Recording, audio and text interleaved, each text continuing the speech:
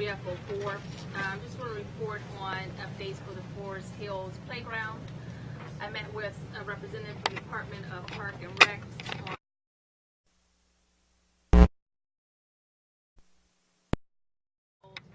because there were some items there that needed to be addressed. In particular, we came up with 6 action items. The first being the chalkboard. There's a chalkboard there. The back of the chalkboard is beginning to deteriorate. So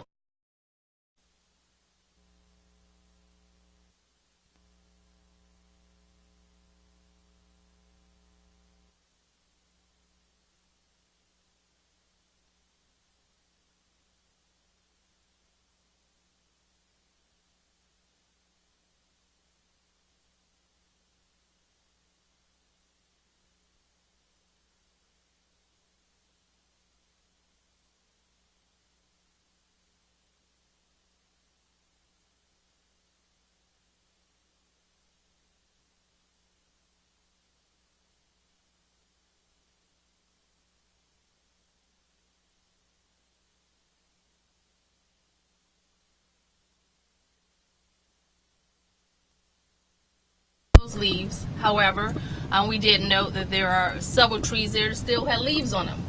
So this will be an ongoing process. I don't think there's ever going to be a time when there will be no leaves, given the season that we're in. He assured us that the shrubbery and the trees will be pruned when it's time, which will be seasonal pruning. And then there were some questions about the grading at the entrance of the baseball field that also will be addressed right before baseball season when they come out to make sure that the fields are prepared for the start of the season. And then the last issue was the sandbox. So the sandbox there is right now has a bunch of leaves in it because we're in winter and fall. And the kids there really, really love to scoop out the sand and dump it in every place but the sandbox. So we're going to wait a little bit until it warms up, and then we're going to have all that sand removed, and we're going to put new sand in, but I believe that will also be an ongoing process that we'll have to keep an eye on, because I have a feeling that all that sand is going to be dumped out again pretty soon. And that's all I have at this time. Thank you. Thank you. Okay. Thank you, commissioners. So we will move on to the next item on the agenda, which is committee reports. Let's try to keep it brief. I'm going to start with Parks and Trails. I do. Just one big and very exciting announcement. Shortly you'll see a report that was passed and finalized at our last meeting of the Parks and Trails meeting, laying out all the work we've done for the last year and a half or so since our induction. It lays out the successes we've had and our plans going forward for the future.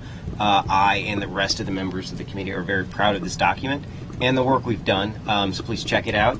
And if you're interested, please check out the work we're doing in person. We meet the second Monday of every month at 7 o'clock at the Forest Hills of DC home, just down the street where our ANC meetings used to be. So I just want to take a moment and thank every person here in the audience, watching at home, and up here at the table who's been part of the success of that committee. So thank you. Okay, thank you. I'll give a quick update on the Streets and Sidewalks Committee on behalf of the chair, Bob Daling. So the Streets and Sidewalks Committee met on Monday, March 13th. It was the first meeting that we've had in a little while, so we sort of restarted the committee. We spent most of the time talking about the survey that the committee will do of the ANC area, looking for street and sidewalk issues. We have put together an actual survey that we will use. We're kind of beta testing it at this point. The big issue for the rest of the community is it's a big ANC. Geographically, there's a lot of area, so we are going to need volunteer help. We will promulgate the survey somehow, maybe online, maybe through Forest Hills Connection. We'll figure that out. But when the time comes, we'll be asking for volunteers to take the survey, walk your block, maybe walk 1 or 2 blocks around your house, and note down the sorts of street and sidewalk issues that you see in your immediate area. Okay, that's all for now. Maliki, would you want to give a couple of examples of that? Not tonight. Okay. We'll get to that. Okay. Do you want to say anything about the grants committee? Other than the Grants Committee issued also an annual report of the summary of the grants that were given in 2016. We gave a total of $11,825 in grants. About half of it to school-related activities, the other half to community-related activities. I don't think there's really much else relevant.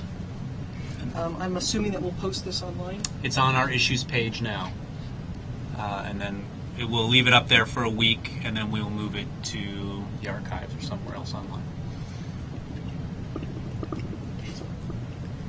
All right, thank you.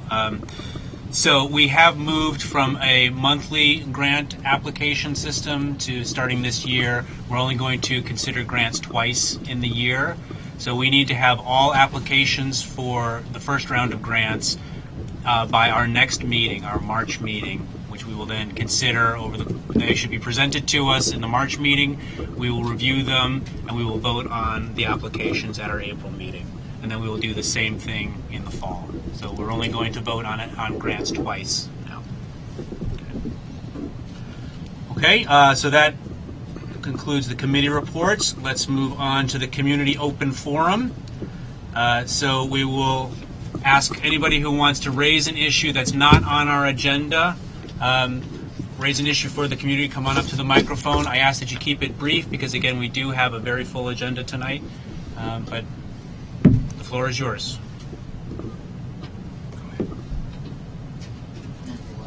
You want to go last? Go first, sir. Good evening, everybody. Thanks so much for meeting tonight. It's Teresa Cameron with Van Ness Main Street. The first article I have to advertise is that we have our new Jazz at VN series starting. It's a free jazz series at our local businesses, and the next one will be this Thursday at Bread First from 5:30 to 7:30. And we have a great jazz singer, Allison Crockett. She's a local legend in jazz singing. So I hope you can come out. Bread First will have wine and beer and different foods available for sale. All of our events also are on our website, which is vannessmainstreet.org. And so we try to list all of our events that we're doing, that Hillwood is doing, Levine, UDC, who's a great partner of ours, as well as many other things that are just happening in the neighborhood. Our applications for our farmers market vending will be going out shortly. We're partnering with our great team player UDC to enlarge the farmers market, to have more vendors, much like our pop-up, which was made in DC. We're doing the same with the farmers market, and so that application should go out in a couple weeks, and if you're interested in applying, we'll be posting that on our website. I want to thank Commissioner Adelstein for coming to our Economic Development Committee meeting to talk about some of the vacant properties in her area, and she was great, and so thank you so much for coming. I want to thank the rest of the ANC commissioners for coming to a brainstorming session we recently held on wayfinding and placemaking in Van Ness, and there'll be a lot more about that soon. And we're finishing up the next in the next couple of months, the work that we've been doing on the corner of Albemarle and Connecticut. I don't know if you've all noticed, the Deco building has been brought back to Deco. The next area will be finishing up the signage, and we have one of our committee members, Ken Turzin, here. I want to thank him for all of his work on this. It's been a really great project and a large investment of district dollars, so thank you, Councilman Silverman, for that. We're really happy, and our businesses are extraordinarily happy as well. And finally, I just, again, want to thank all of our commissioners for the work they're doing. And any of you who want to get involved with Van Ness Main Street, we have an events committee and a design committee, and we're always looking for people to get engaged with us. And we'll be doing our annual meeting finally in April, so you'll all be getting an invitation to come and hear about all the wonderful things that we've been able to do this last year. So thank you. Anyone else from the community like to?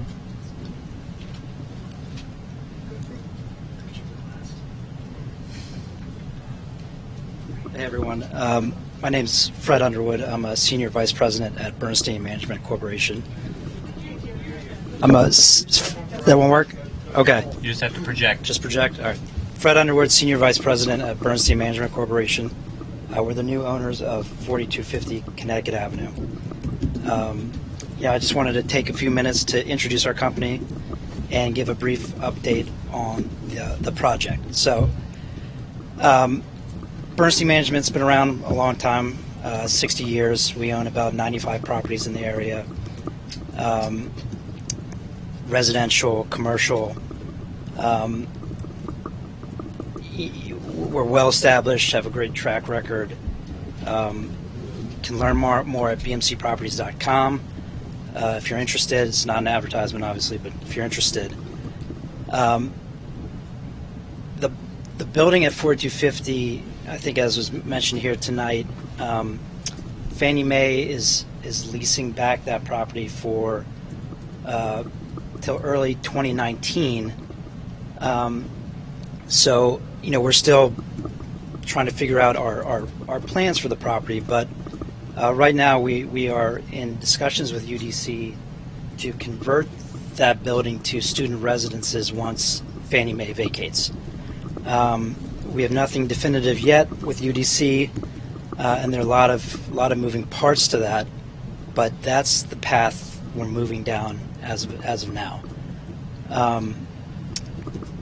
Again, we understand the importance of that project to the Van Ness commercial corridor, particularly the retail there, and we're really focused on optimizing that retail and hopefully helping revitalize the corridor and lifting that up a little bit. And again, we don't have anything concrete yet to share, but once we do, we will certainly be back for more community input and help with respect to the project moving forward.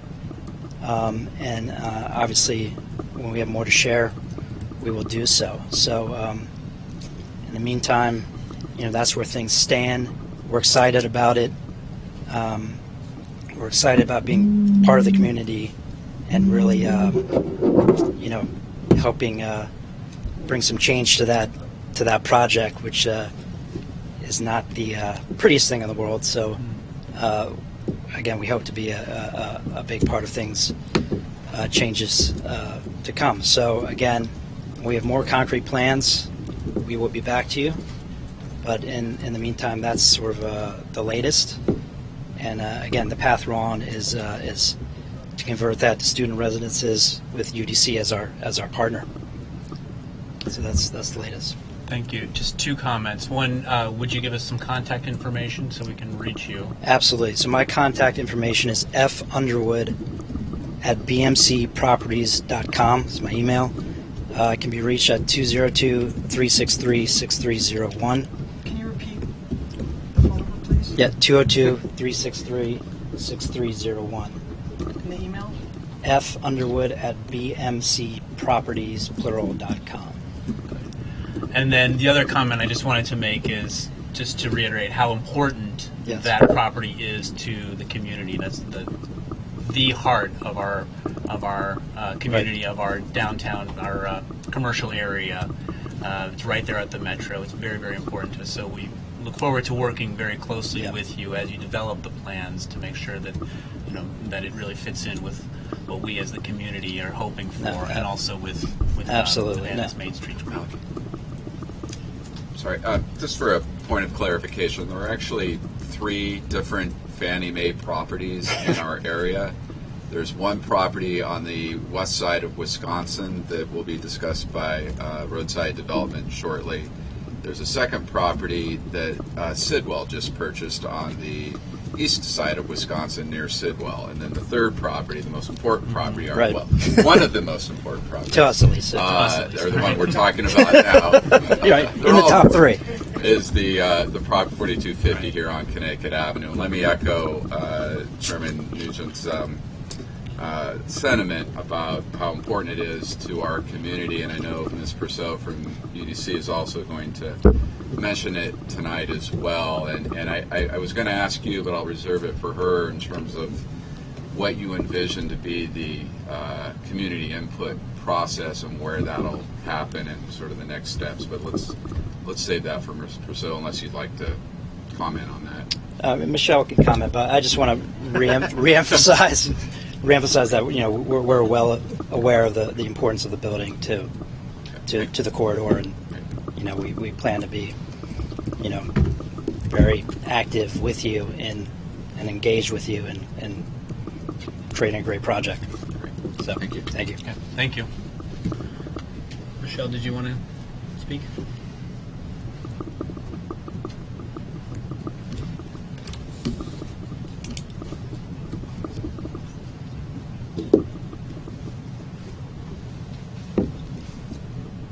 Good evening, Michelle Pouchot from the University of the District of Columbia.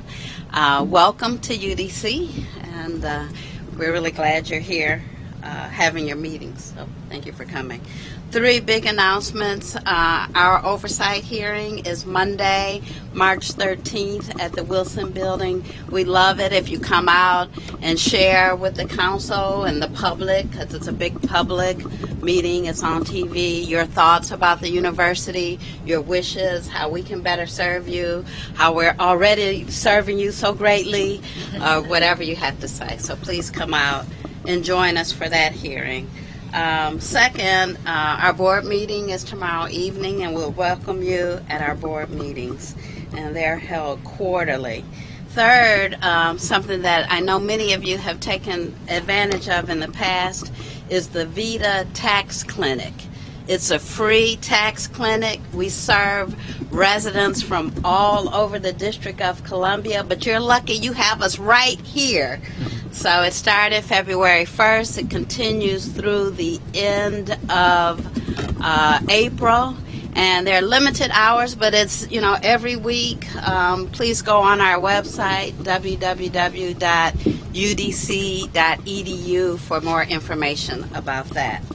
And as always, there's lots of arts activities at UDC. There's music.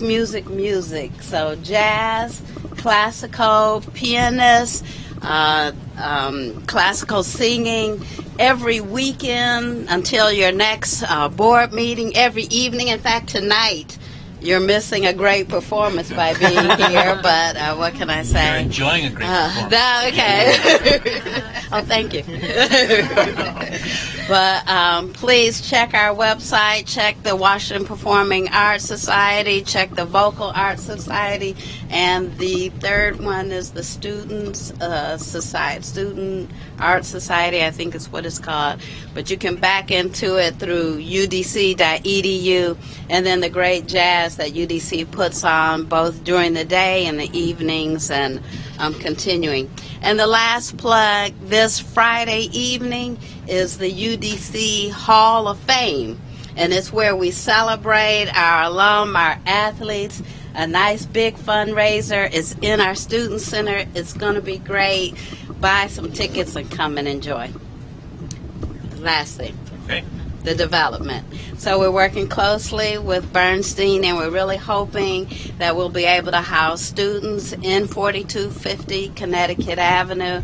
But as Fred pointed out, it's a continuing process. I've begun discussions with David, and we'll be talking to other community task force members about how we'll begin to advise our intent to move forward with this project, looking very closely at the zoning requirements, which really there's a lot of advance notification. So if you start seeing some intent to discuss designs, to discuss our campus, please know it's in keeping with our continuing process to move forward with Bernstein in the hopes of putting student housing on that facility. So our next Community Campus Task Force meeting is in the middle of April, but we'll be looking at if we need to have something before, after, in order to just focus on the Bernstein development.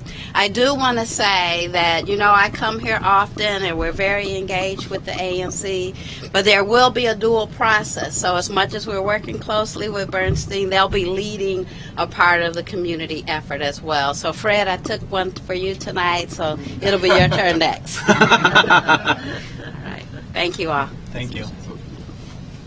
Let me just make a quick comment on this this UDC Community Task Force. There are representatives, Shirley Adelstein and I are the ANC commissioners on the task force. Ms. Teresa Cameron from Van Ness Main Street is on the task force, and a couple other members from the community.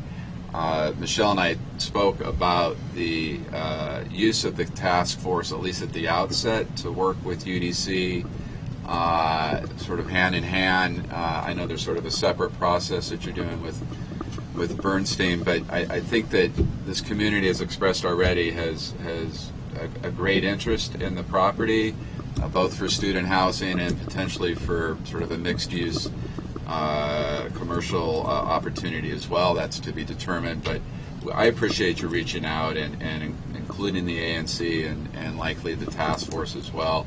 It could be that before the April quarterly task force meeting that we have a special meeting, and we can talk about that and certainly put that on the ANC website, but also talk among the task force members about the appropriateness of that. And saying government, we're here to help. That wasn't a joke. Thank you, Michelle.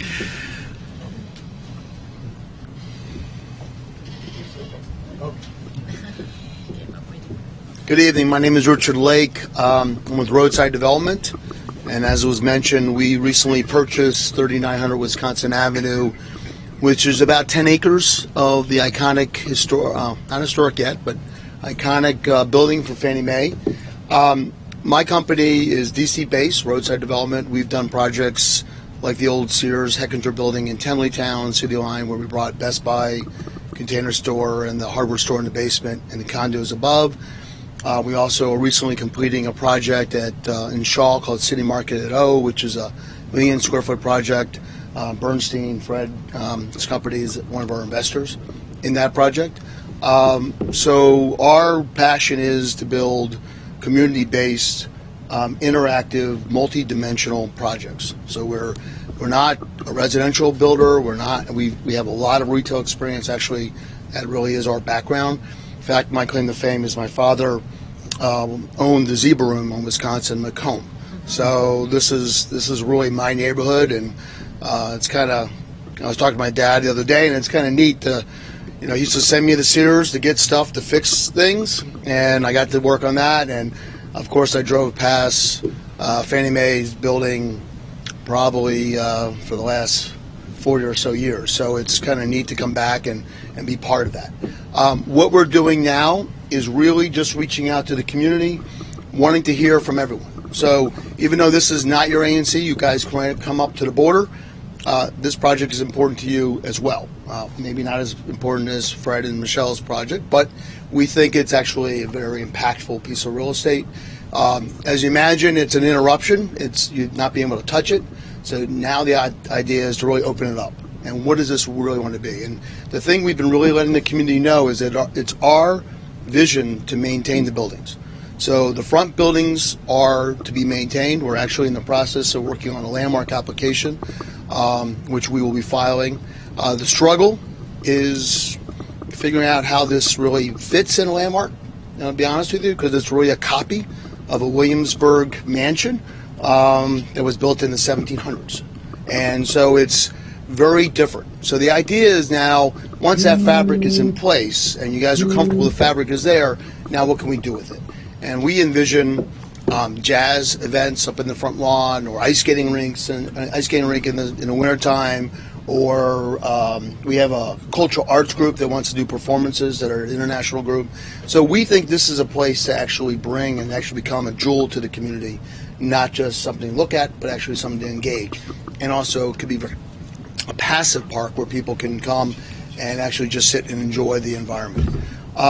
With that said, of course, we will have development. So we are looking for the community to give us input on how we influence that development. Our design team is SBA, which is a DC-based Schuler & Braun Associates.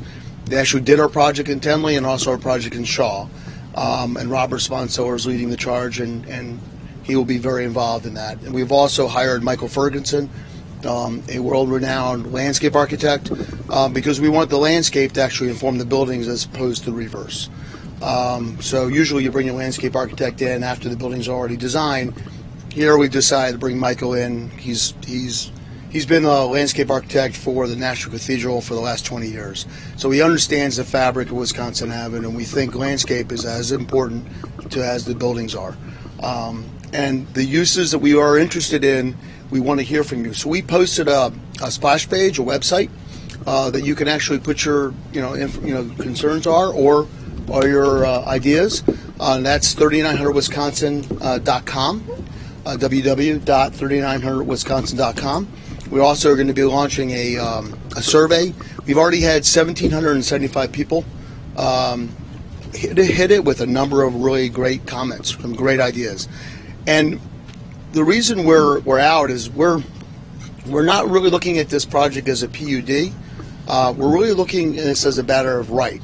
But it's really important for us to bring uses that the community can embrace, because if the community embraces, then our users will be successful. We see this as a mix of uses: residential, retail, cultural arts, office, and maybe hospitality. So there's a lot of opportunity on this site that we think will actually fill in a pretty big gap that's on Wisconsin Avenue currently.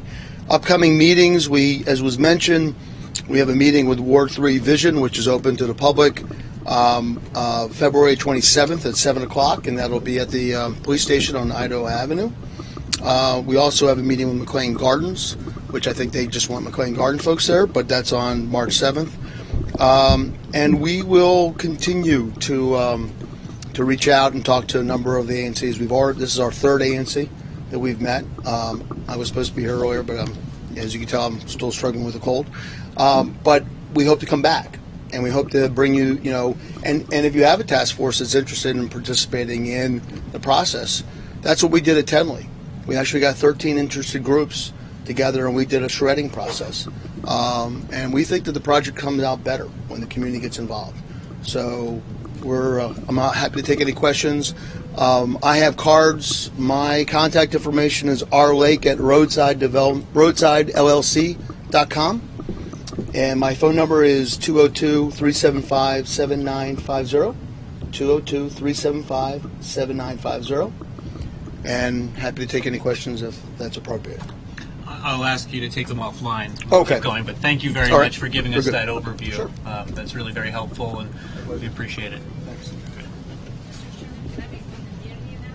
Of course. Okay, great, because I forgot. I apologize. But I do want to tell you about something exciting that is happening at the Wilson Building on Friday. And this is a Black History Month event focused on Black history in the district, co-sponsored by all the council members. So I have flyers about it. But the Wilson Building, in fact, shockingly hasn't had a Black History Month event for, I think it dates back at least to Mayor Williams, so we're getting back in time a little bit.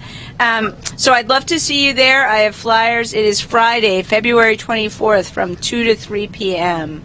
And it would be wonderful to have as many district residents be part of the celebration as possible. So I'll hand out some flyers. Thank you for giving me an extra moment to mention it.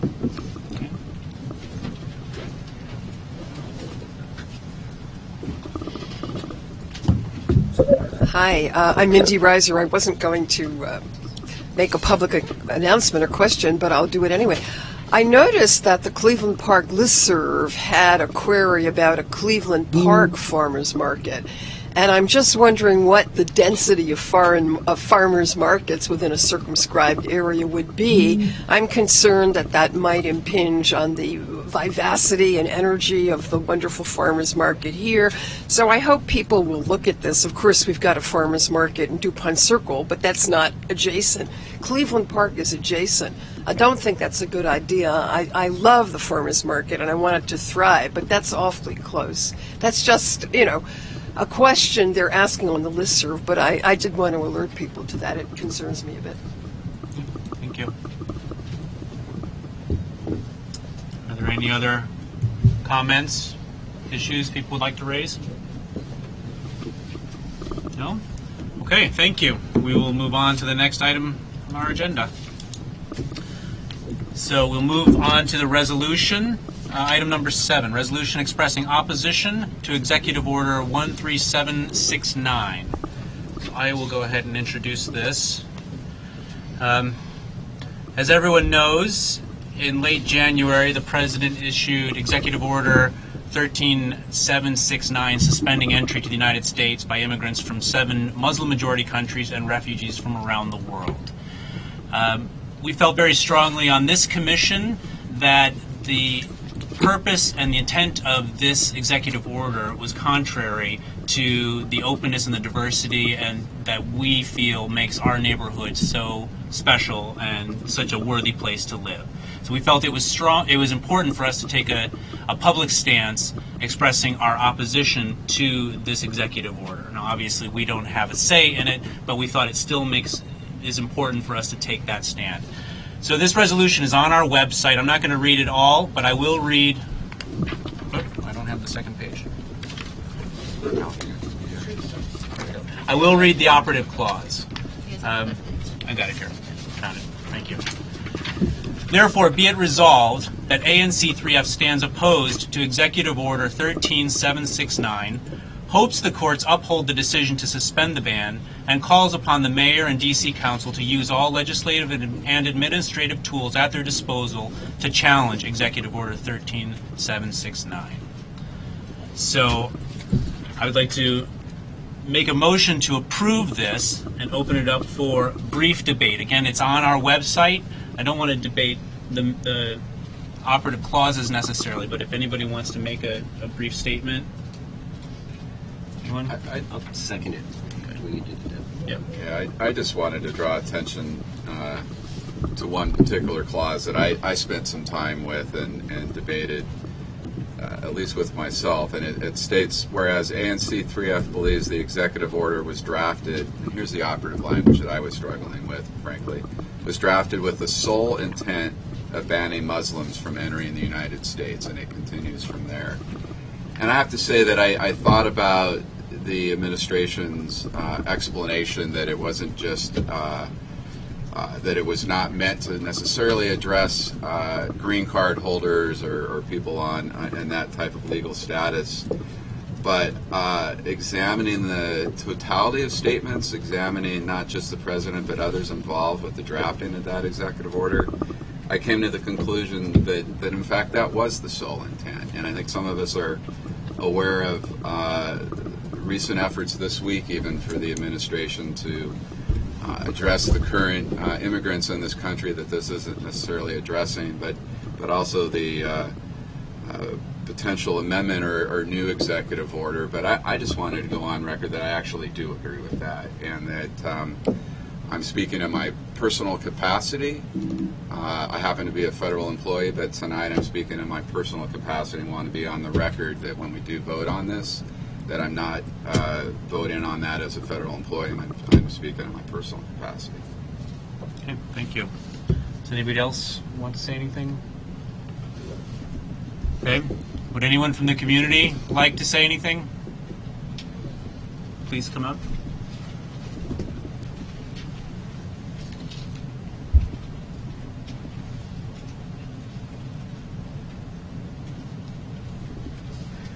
Carolyn Keebler, I live in Van Ness North.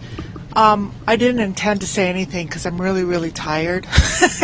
But since this did come up, I think the question that I would have for the commission, as well as for the community at large, as well as for the city, and for anybody who is challenging these executive orders, is since the president has now rescinded this order, what are we going to do about new ones coming up? Because to me, that is much more important. The fact that he rescinded the order in his mind and the administration's mind is making this all go away, and it's diffusing the focus on what might come. And I think it's far more important to address what might come than what has already happened that is now moot. So that's all I got to say. Thank you. I appreciate that point. I still think it's important that we as a commission be on the record opposing this. I mean, as you say, it may be a moot point at this point, but I think it's still important that there be a record that that we voted on this and we took a stand against something that we felt was morally incorrect. Also, there is a proactiveness within the clause in terms of calling upon the mayor and the council to use the tools at their disposal to push back against this, and whether it's upholding our status as a sanctuary city or the other things we can do on a local level to express our values. I think this does that, and I think there's value in that, in addition to the values that you underlined up there. Let me just challenge that for a moment, and I'm looking at, if I may, if we've got a minute to discuss this, that the therefore clause calls upon the mayor and the DC Council to use all legislative and administrative, and I might even add legal in terms of litigation tools at their dispute to challenge Executive Order 13769. So I'm wondering if that's what you're pointing to, Pat, and whether we can't take your comment into consideration that it's not just that executive order, but other similar executive measures that evidence this type of intent to discriminate or intent to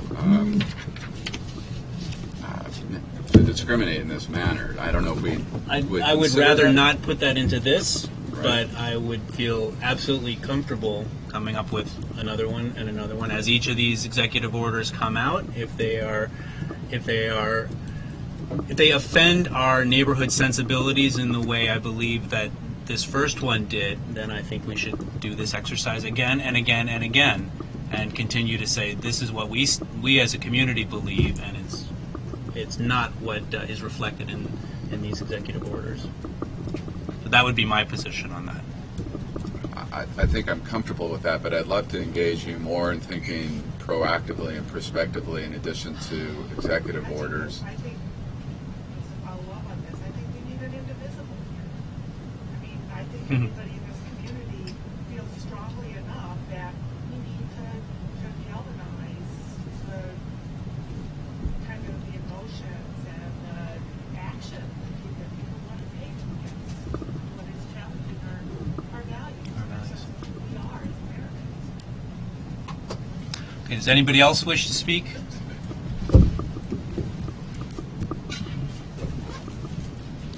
Juanita Gray, University of the District of Columbia. I just want to thank the ANC on behalf of our international students for this resolution. It's a small thing, as you said, but it speaks volumes to how you all feel about our communities, and particularly for our international students, and we do have some undocumented students here. So again, I thank you all for this resolution on behalf of our students, because it says a lot. So thank you. All right, if there are no other comments, we'll call the question. The motion is to approve the resolution. All in favor? Aye. Opposed? Passes 7-0-0. Okay, thank you. So now we're going to move on to the next, which is resolution. Let's see. Sorry, now my papers are out of order. Yeah. So, resolution discussing the Merge Elementary Public Space Application 184806. Do you have a presentation, or would you hand me the thing down there? Just put it up here on the table.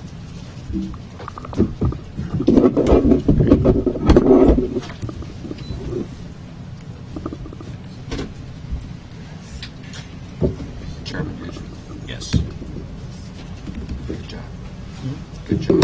Thank you.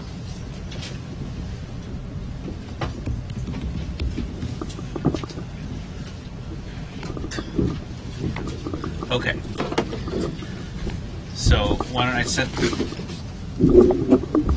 set this up briefly?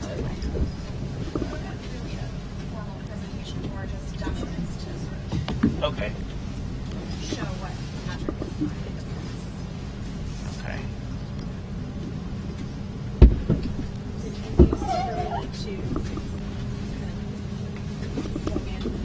Yeah, do you have an HDMI plug on that? Here. I can just pass this over to you.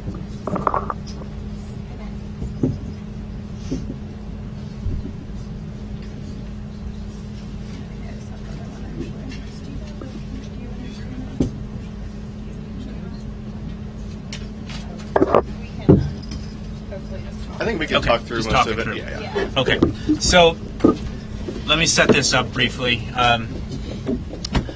The resolution that we have before us is calling for revisions to the plans, the public space application plans for Murch Elementary. It's part of the modernization program that's been going on now for, what, 6 months? About that, yeah. About 6 months.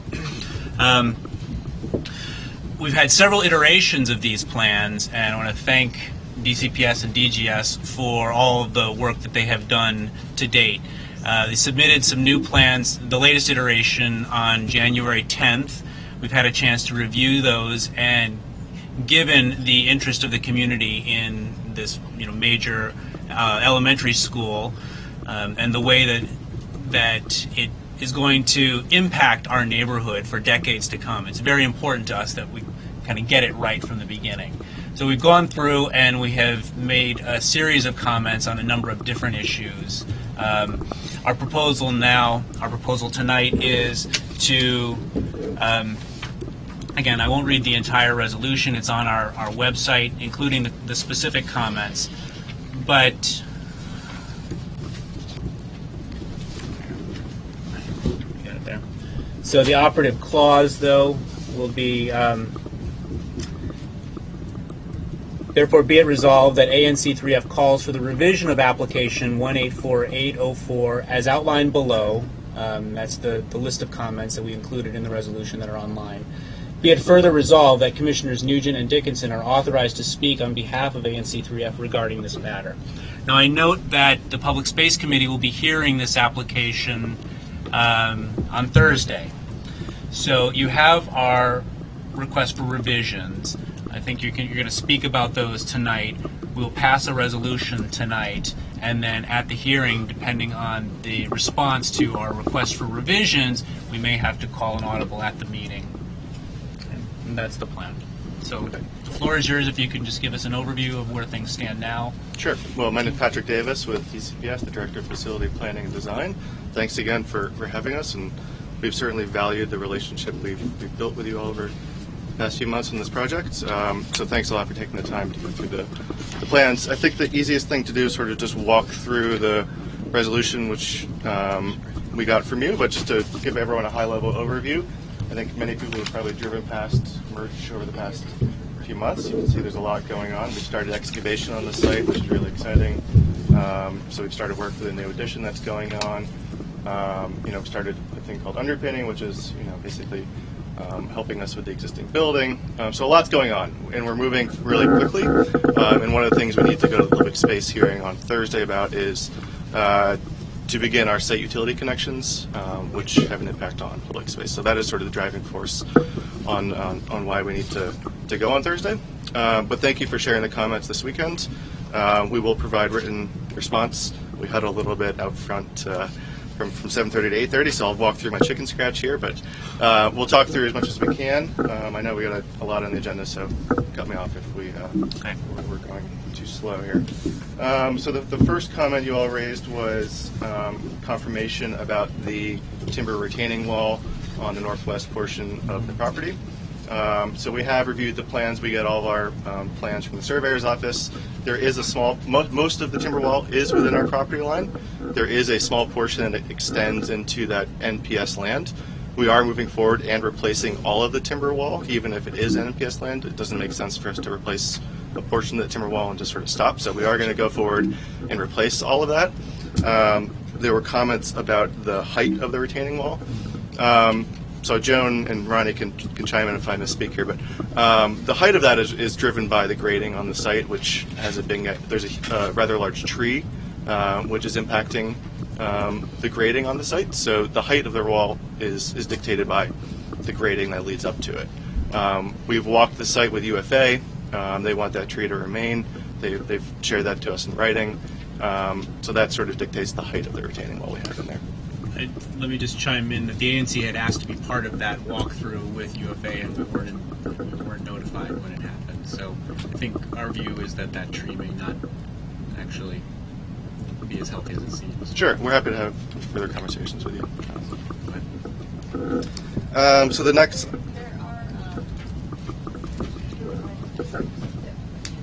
So, my name is Sarah Perlstein. I'm the project manager with the Department of General Services on this project. There are also, will chime in to help you out. There are some other trees on that northwest area that also impact the grading. It's not just one specific tree. So yes, we did have that meeting with UFA, but we also just wanted to mention that it's not just driven by that one tree.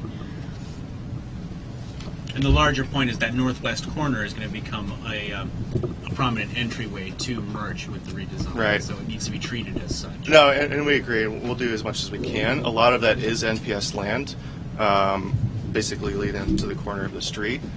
We have reached out to them quite a few times. We haven't always gotten a response. So if you have contacts there that we can work with, but at this point, there's not a whole lot we can do on their property without their authorization to do so. So we're doing as much as we can within our property line. If I skip something, let me know. But the next area was about service areas. There was a request to put a 8-foot screen around the dumpster enclosure, and that is currently in the plans. There's a notation that's incorrect on the civil plans that you all had. So the current plans are to have an 8-foot. So maybe instead of going through point by point, you can give us the written responses. Sure. But again, what's important to the community is the way this looks from the outside, and that's what is the public space. Yeah. And so we don't want to look at dumpsters. We don't want to look at mechanical equipment. We want to make sure that the plans reflect that those things will be hidden in a nice way with nice materials, nice plantings, those sorts of things. Same with the comments on the landscaping, the trees and landscaping, the bioretention pools, that we need to rethink what that's going to look like in winter, what it's going to look like 5 years from now when it hasn't been maintained as well as it will be maintained in the first year, and those sorts of things. No, that's fair. So we will provide you written comments, but I hope you found over the past few months that we are receptive to comments and working with you all, and we will continue to do so. Like I said, we really value the relationship we've built. This is an important project, not just for DCPS, but it's a community asset. It's a prominent project. We're really proud about what we're going to be doing there, so we want to work with you all to do that. And then the other comment that I would make is we do appreciate the written comments, but it's important that the things that you tell us in writing are then reflected on the plans, because the contractors don't see memos, they see those plans. Yeah, and I hope you found that the first set of comments you did get reflected into the drawing, so that'll continue to happen as we move forward. Okay.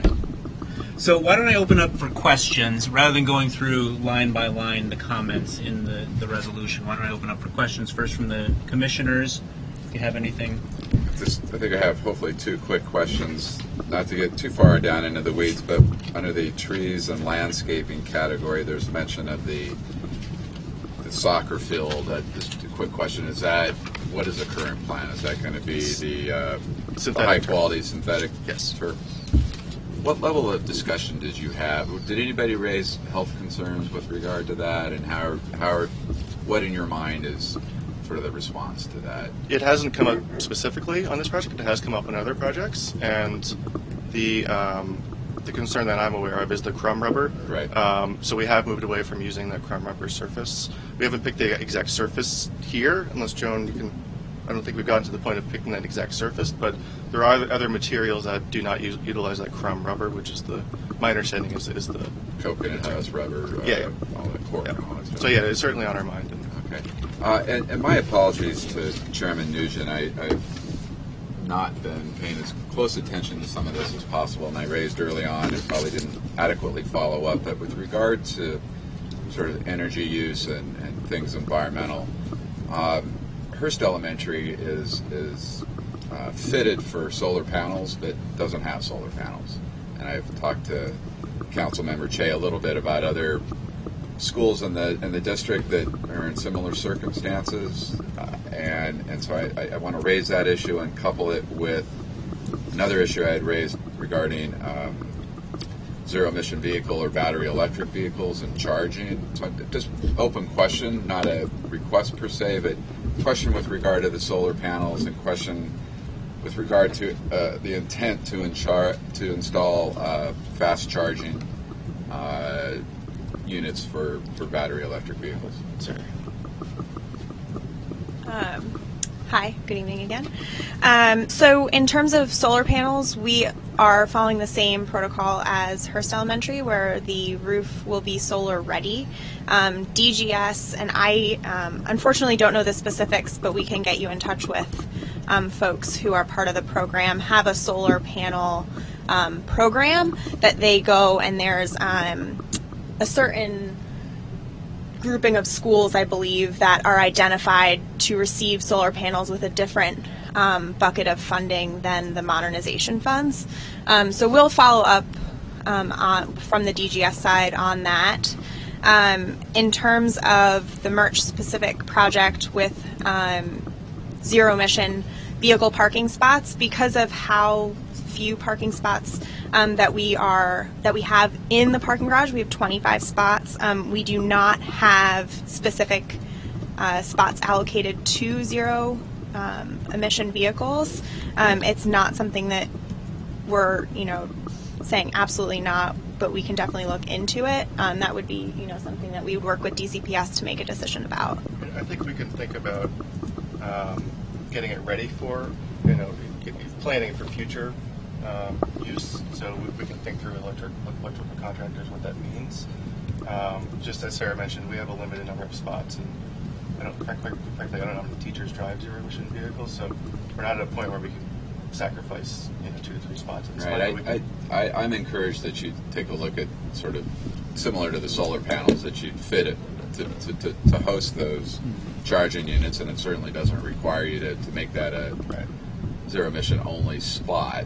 But I got to say that parking lots and garages and curb cuts on a main street and thinking into the future, I personally don't think it's that sustainable to not right now be thinking about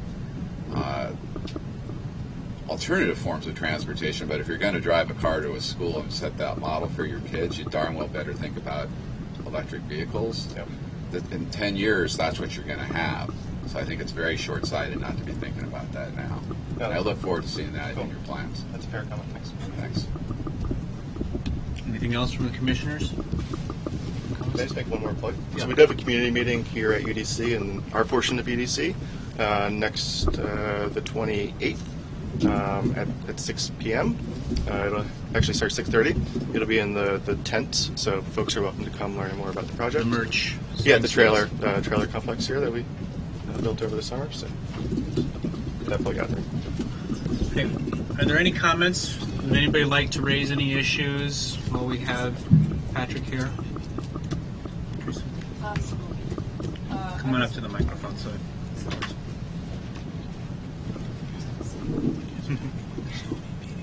So I was wondering about, again, I'm Teresa with Van Ness Main Street, about DGS and the Public Art and DC Commission for the Arts and Humanities and what the plan is, because art's a really important part of our community and also the environment. So if you could talk a little bit about that for us. Yeah, sure.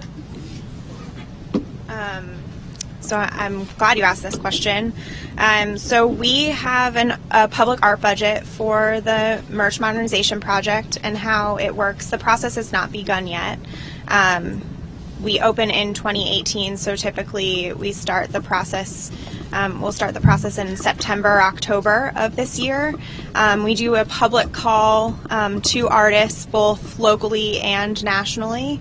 There is a community engagement piece. DGS typically involves a member of the ANC, the principal of the school, as well as the art teacher, and they get input from the students, as well as I think we would look to gather additional community input from you all.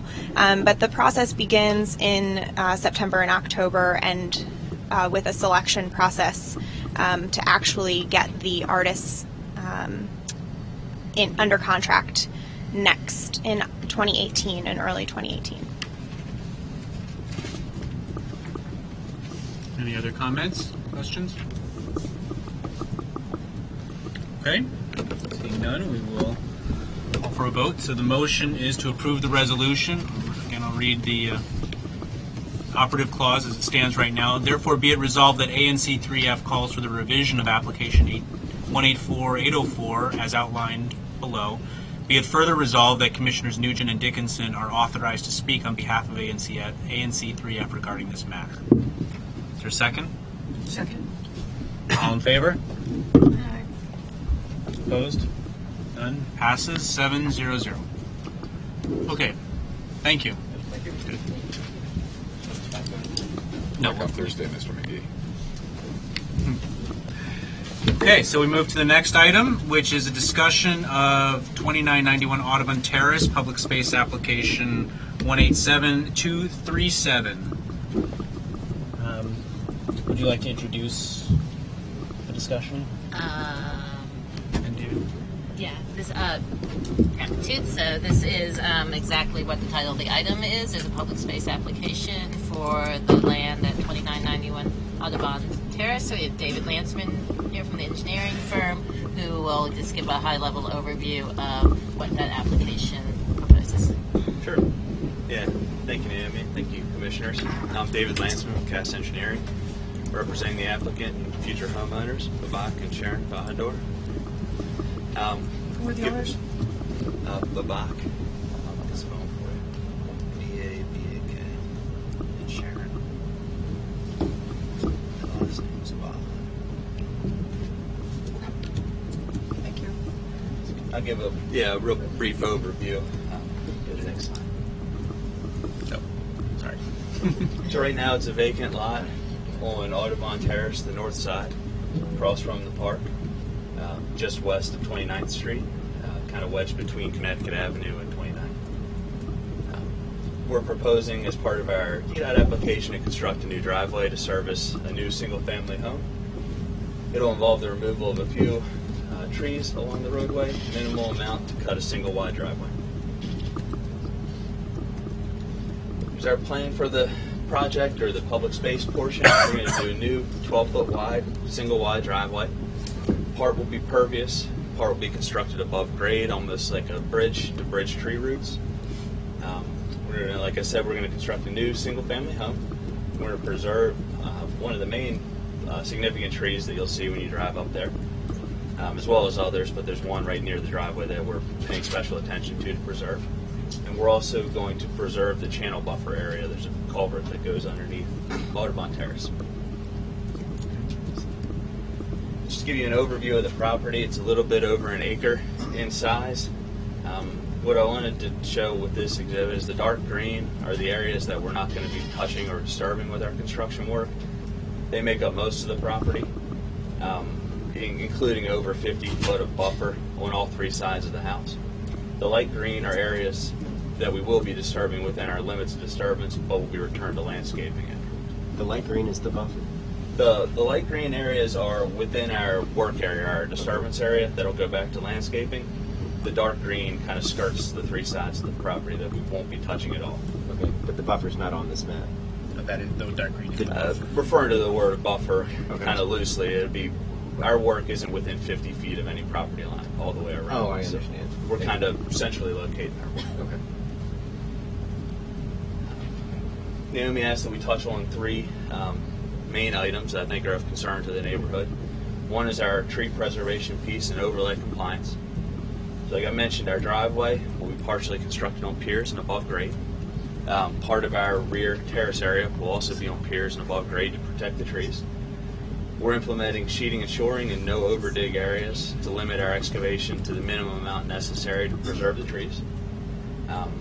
The project footprint or the limits of disturbance will be fenced off, so workers are contained to a degree and unable to expand the footprint and damage the trees. And we also have a pretty unique design for the house, kind of working around the trees in a U shape. Specifically with the overlay compliance, we're within our 25% removal, and we're not removing any of the trees in the two upper categories that we're not allowed to. We're under the 3 for the middle category and none for the top category. To touch on zoning, it's a by right project. We're well within the lot occupancy and pervious coverage because we have a really large lot. So, next slide, please. Next item you want to just touch on, Naomi, is staging and construction. We've given it a lot of thought because we are proposing a tighter construction envelope to save the trees. We're going to do a back to front build, so starting in the back of the lot, kind of building our way out to limit disturbance area. We're going to limit the work and disruption to the street that is heavily used by pedestrians getting to and from Connecticut. We're going to instruct workers not to park on Audubon Terrace. It's a thin road. It'll be used for drop-offs only, and the workers will park around the corner where it's not as heavily used. We'll also be distributing the site superintendent contact information to the neighborhood, so if any issues do arise, you bring them to our attention and we'll address them immediately. And we'll also adhere to the district requirements for work hours and cleanliness of the construction site. The last issue we're touching on is stormwater management. I think one of the strong points of our stormwater management plan is preservation of the site and limiting our work area. Our stormwater management meets the DDOE requirements for quality, which is the 1.2-inch rainfall event, and quantity, which is the 2-year storm taken back to a meadow condition and the 15-year storm taken back to existing conditions. So to simplify that, the 15-year storm, there shouldn't be any runoff at all, just like there is now, because it's completely vacant, and our plans calculations have been accepted by the district that demonstrate that. We're doing that through a couple measures. One, it's going to be a partial green roof on the new structure. We're also going to have an infiltration trench located in the rear of the property. We're going to utilize pervious pavement and preservation of the trees and buffer areas. And then, like I said, the centralized development and preserving the buffers around the exterior of the property is important. Here's some select pictures of Audubon Terrace adjacent to our site. Upper left-hand corner is the driveway to the east, and the other three are kind of as you work your way down along our frontage. Okay. And that's an aerial view with lots of foliage. I'm happy to answer any questions. Thank you. Thank you for giving this overview. Now, this has already been submitted into TOPS? Yes, sir. Okay. And what about my one question is about a traffic control plan. Yes. People do walk along there. It's part of the Soapstone Valley Trail. Correct. So we do have a traffic control plan submitted as part of our DDOT application. Okay. It won't involve any closures outside of utility cuts, which you have to close the street to do. Deliveries will be made with flaggers, limited to the extent we can to drop off materials. Part of the advantage to working back to front is a lot of the staging can take place in parts of the house that haven't been built yet. So materials will be stored on site and worked out as we get to the front. What about pouring concrete? How will you get concrete to the back of the house? Pouring concrete for the rear of the house, the idea is going to be to get a small concrete pump truck into the driveway section for the rear of the house. Not in the As we street. work our way out for the driveway, portions of that will necessitate a concrete pump truck in the street. Obviously, minimize to the extent possible flaggers and safety adhered to.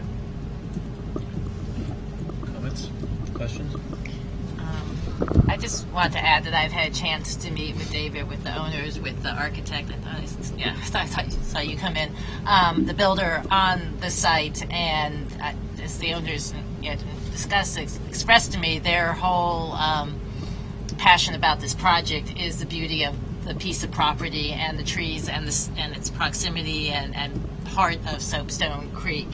And of course, we'd all love to have all the land around this undeveloped, but that's unrealistic. But my opinion, seeing the kind of development and the people involved with the project that are extremely beyond respectful, but their passion and priority is to preserve the site as much as possible and to become part of our neighborhood and community. So I want to congratulate them and commend them on how the plans are looking. I want to follow up a little bit more on the stormwater runoff issues. You mentioned there's a green roof. Yes. A trench at the rear of the house. An infiltration trench. An infiltration. Pervious pavement. Part of the driveway. So the driveway, if you've been to the site off of Audubon, the grade dips off, maybe 2 or 3 feet. Sure. So the portion that's at grade near the street will be pervious. Okay. As it goes back towards the property, it becomes an elevated deck. Mm-hmm. That allows the tree roots to continue growing underneath of it. That part can't really be pervious because it's concrete decking, but to the extent that it's at grade, that'll be pervious. Okay. And I guess the pervious part would be downgrade, from that part anyway. In addition to any rain gardens or anything additional on the front of the house? The front of the house, we're really trying to minimize our disturbance. Okay. So it's kind of hard to show because it's a little bit smaller. But we've got a few trees located here that kind of is forcing this thin approach. So we're really trying to avoid that's the driveway, extra right? disturbance outside of what we need to do the driveway. Okay. Any other comments from the commissioner? No? Any comments or questions from the community? When do you expect this will come up before the Public Space Committee? We'll be at the Public Space Committee the March 23rd. March 23rd. So we will consider a resolution then in our March meeting, March 21st. Okay. Okay. Hopefully a positive one. We've gotten good feedback from VDOT and the district on the project. And thanks for your time. Good. Thank you very much. Thank you. Oh, yes. Go ahead. My name is Philip Godfrey. I live on Audubon Terrace, and 25 years ago, I was basically forced to buy this property that their lot is part of. I live next to it, and there were proposals from developers to build as many as 12 houses on this 101,000 square feet. This is at a time when theoretical lots were allowed, and there was no tree and slope overlay. So I bought it to protect it, and for the last 25 years there have been 2 houses on it, and now there will be a third. This is exactly what we envisioned and hoped to accomplish. It took longer than we thought, but it is the perfect solution for our little enclave down there, and I support it 100%. Thank you. Okay, thank you. Okay, we'll move on.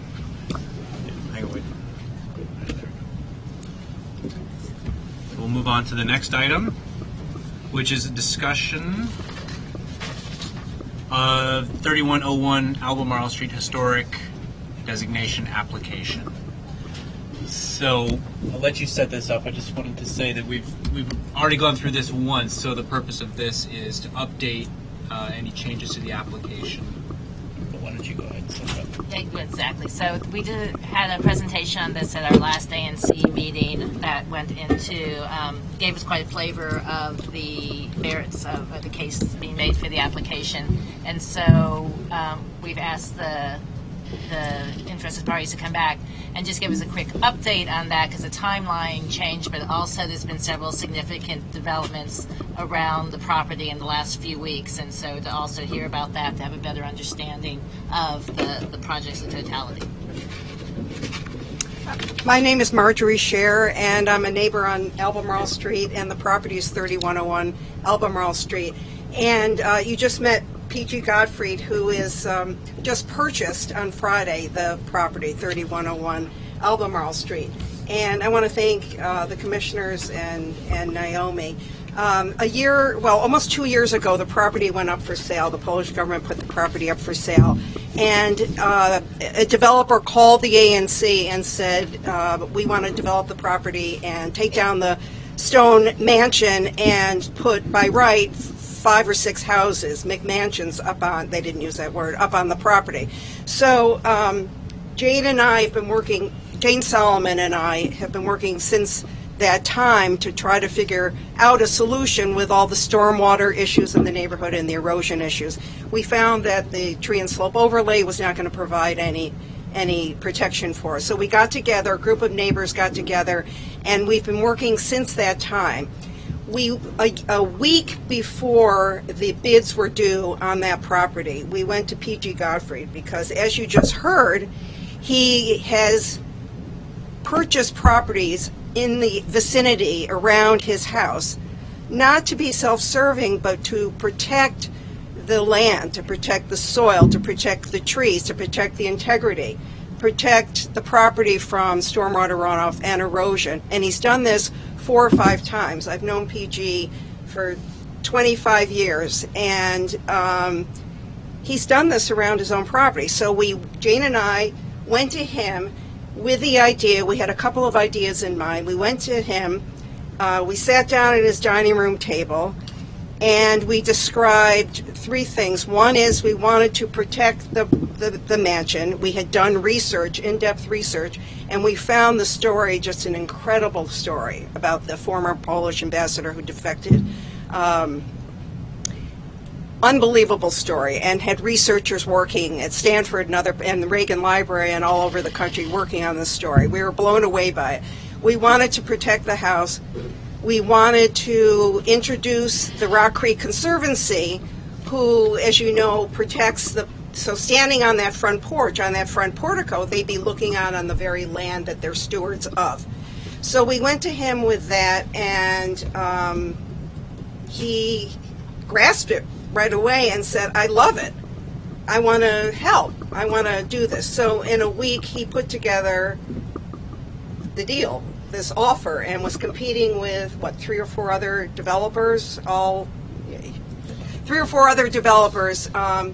and PG's was the only one with his offer. I hope I can say this. With his offer was a letter that said, I would like to preserve the mansion. So not only does he understand the impact of historic preservation and the integrity behind the merits of the house being landmark, but he's so excited about this and endorses it, which is really important and unbelievable. So everything that Jade and I have done since, and all the neighbors have done since, have been a result of working with PG and his energy and vision. So I would like to introduce, do you want to say? Historic preservation. Oh, the update. Thank you. That was the main thing. The update is we have filed an initial application. That's been filed. We have since written a very detailed amendment, an update to that application.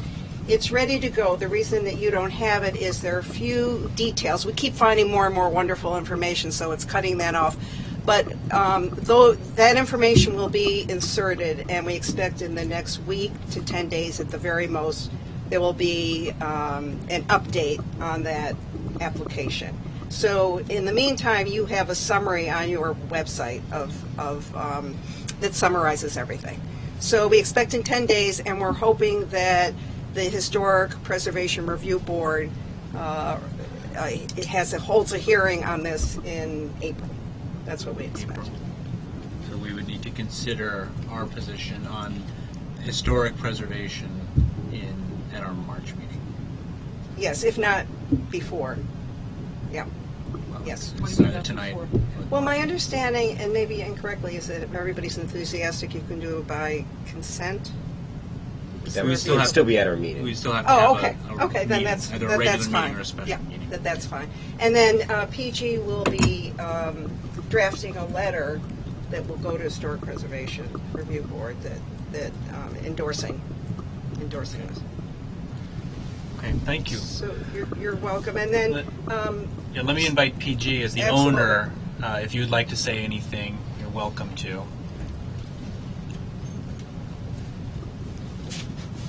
So once again, I'm PG Gottfried. This is my son Bobby, who is spearheading this. Bobby went to college, worked for a couple of years, law school, worked for a couple of years, and has been in business with me for a year and a half or so. We are not in the residential real estate business, but we do have fair knowledge of it. What Marjorie delivered just now is the good news. The bad news is that to support this landmarking of the house and keeping the house, we had to buy the entire property. And in that vein, we have been working with the site on 32nd Street between Albemarle and Appleton around the corner on Appleton with a development that we have been working very, very hard on, and we're very excited within the next 1 or 2 meetings to be able to present that to you. We put together an all-DC team to work on this,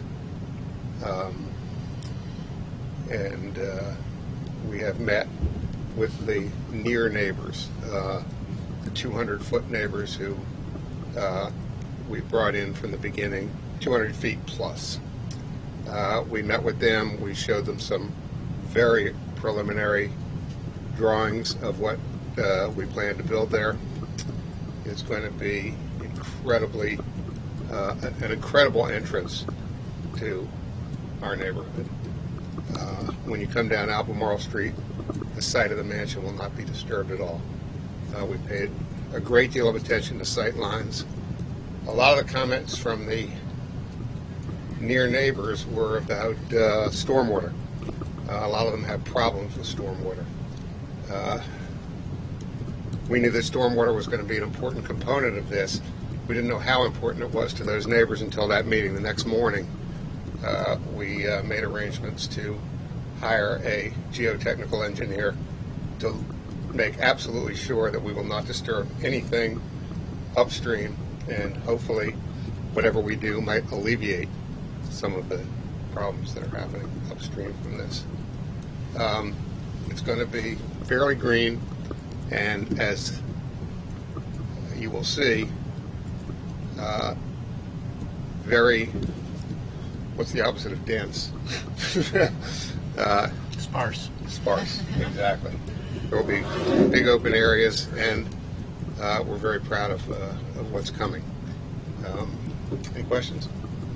PG, can you just say a word about your thoughts about houses that are aging in place? Because that was something else. Yeah, the houses that will go there will not by any stretch of any imagination be called McMansions. They will be an alternative. I mean, I don't know who's going to live in them, but my wife and I might, after living in our house in Forest Hills, which is now about 3/4 empty. They will be designed for aging in place. They will all have elevators. They will all be accessible. It would be a great alternative to somebody who's downsizing, who doesn't want to live in an apartment, and maybe doesn't want to leave their neighborhood. We have designed it to be as few as possible and as open as possible. But aging in place, proximity to metro, proximity to everything you can walk to in the Van Ness corridor, which is, as you heard earlier tonight, is improving every day. You can rent a bike right up on the corner, or if you need to, you can take your car. And what is exciting is that when the Rock Creek Conservancy occupies the mansion, instead of occupying some office space out in Chevy Chase or Bethesda, they will be exactly where they should be, directly across the street from one of the main entrances to the park, the Soapstone Valley Trail.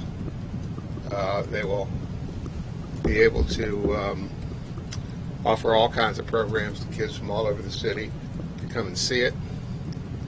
It will be landscaped incredibly. It will certainly be painted a different color. And the Conservancy is very excited with the prospect of being there in the not-too-distant future. Right. Anything else? So let me just open it up to the commissioners. Do you have any questions for PG or Marjorie or Jane? Just two things. The development you're talking about and historic preservation, and this is for the audience, those are two separate things that we're considering, correct? And Yeah, well, we'll probably do this as a planned unit development. Oh, okay. But on back to the historical, you're going to be adding your name to the application, right? Because you're very supportive. That is correct. Okay. I am supportive. This is kind of a rare instance where the owners and the neighbors are all on the same side of this. It's important to reiterate that. This issue. We've been working very closely with the neighbors, and my measure is that we've gotten incredible support. And let me just say that the information about the the historical merits of the property is on our website. People can look at it and get in touch with Marjorie or Jane if you have questions. But our decision on whether or not to support the historic designation will rest on the historic merits solely. It's important to understand the full context of the development, but we will take two different decisions. Absolutely. It wasn't clear. Have you already purchased the property, or you? We did. We settled on Friday. Okay, great. From the time we put in our contract, the time that it was signed in Warsaw was 5 months.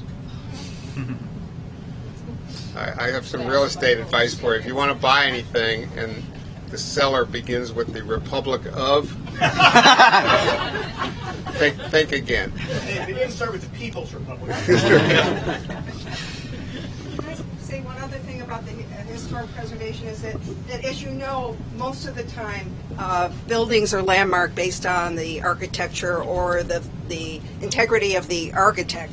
This case is a little bit different. It's a very nice house designed by John Weber, a prolific architect, but the landmark designation will be based on something else, which is his activities, the Spazowski, the former ambassador's activities as it relates to the house. He would not have been able to do what he did, which was make an impact on the Cold War and Reagan's administration, if he had not had this house. He found this house to separate himself from the Soviet embassy.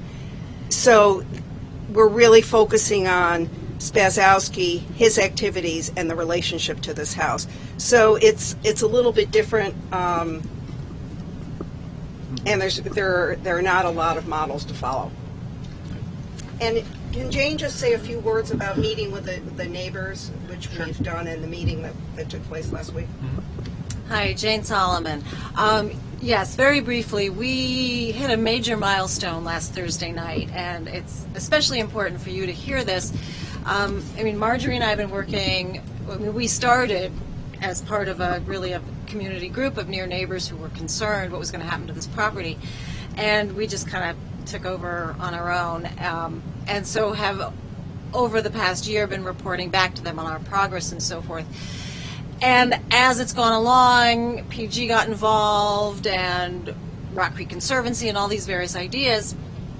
We've gone back, we've had conversations with them, we've described the possibility of applying for a PUD, what that would mean to them, and they've been great. They've been very supportive and very open-minded, but, that only gets you so far. There had to be the day when they were finally going to meet PG and Bobby and all the people involved and look at drawings and see an architect, and they took it on faith up to that point. So that all happened last Thursday night, and Naomi was there, and we knew it would go well, but we were really relieved at how well it went. I think it had a lot to do with knowing that everybody had a voice, that everyone, all of these near neighbors who otherwise would have been facing, 5 McMansion style B25, builder grade without any consultation. Suddenly, here are a group of neighbors meeting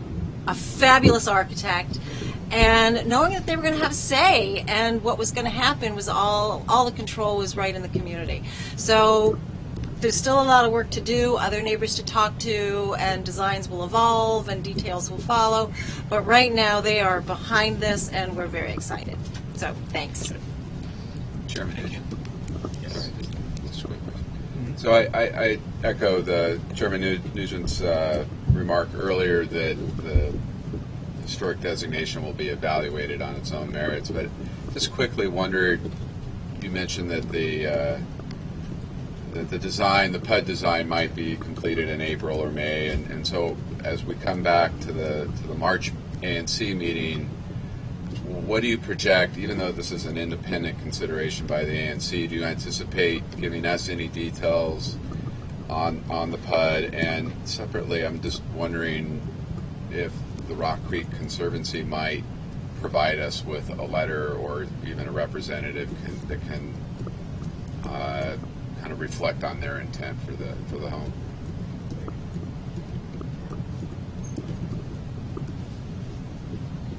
Again, I'm Bobby Gottfried. I grew up with my dad's house on Audubon Terrace, so I know the neighborhood very well.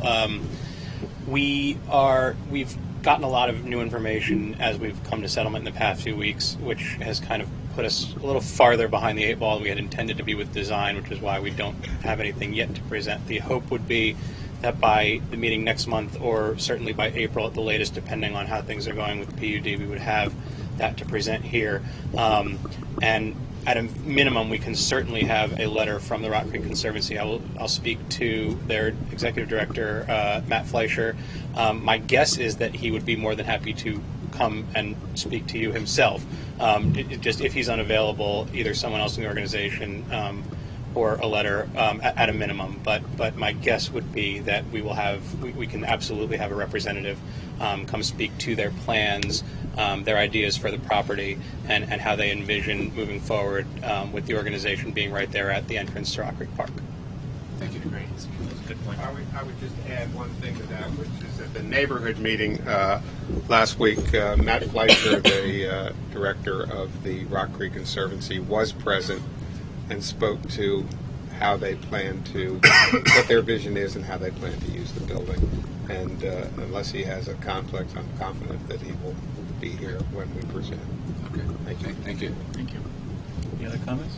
Yeah, I just want to add one thing. I've talked a lot with Jane and Marjorie and thought about this quite a bit in the historical preservation application. And one of the things that I came to makes me particularly enthusiastic about this, aside from saving the building and the development, is particularly in my SM&D is filled with ambassadors' residences.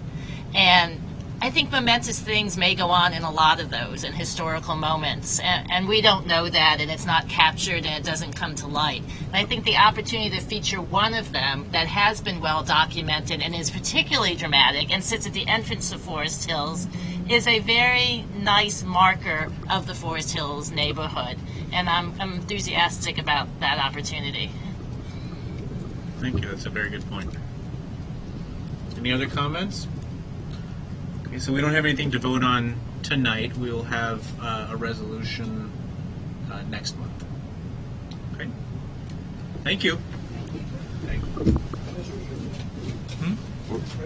Well, we're not done. No, we're not done yet, Bob. Just finish that item. So, for those who don't know, this is our former treasurer. You were a treasurer Really? too? Okay. Weren't you the treasurer? I was a treasurer too. Wow. The more the merrier. Okay, so now we're going to move on to our last item, presentation on the Soapstone Creek water quality investigation. I understand Josh Rodriguez is here. Yeah, some slides. Okay. I'll go up. If not, I guess handouts there, folks. It should already be labeled in the folder there. It's Good evening. I'll try to keep this short, but I will be happy to field any questions that anybody has going forward. My name is Joshua Rodriguez. I'm the chief of our enforcement branch for industrial and municipal stormwater for the Department of Energy and Environment. Just a real quick biology. Excuse me, can you repeat the title? Sure. I am the chief of our enforcement branch for municipal and industrial stormwater. My official title is a little bit different, but it doesn't make a lot of sense, so that's my descriptive title. Yeah. So a little bit about myself. My wife and I live in the district, live in Capitol Hill. I'm an avid runner, so I am up in Rock Creek and Soapstone on a regular basis. We love it here. We both migrated from Texas it should be the other PowerPoint on that file. Migrated here about 7 years ago and absolutely love it. So, when I tell you what we're doing here, it's because we love living in the district. We care about what happens in our natural environment, preserving what's going on in this area, northwest, southeast, northwest, northeast, all over. That being said, I clearly see that the folks here certainly have the same considerations based on the last two talks about, concerns about stormwater, etc. But let's just we can move forward if the slides don't come up. We've been concerned about Soapstone over the last several years.